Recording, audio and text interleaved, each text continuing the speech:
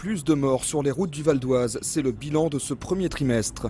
Les chiffres de la sécurité routière sont mauvais. Après une année 2010 en demi-teinte, on compte déjà 14 morts. C'est presque le double par rapport à l'an passé, à cette même période. 40% des tués étaient des conducteurs de deux roues, un constat alarmant quand on sait qu'ils représentent à peine 2% du trafic dans le département.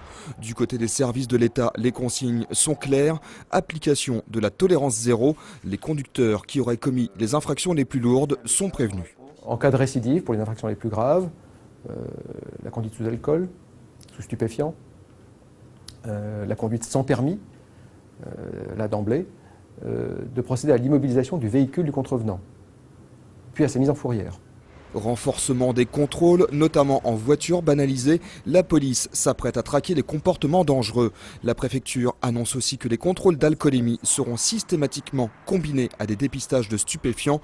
Ils seront surtout menés les week-ends et lors des sorties de boîtes de nuit.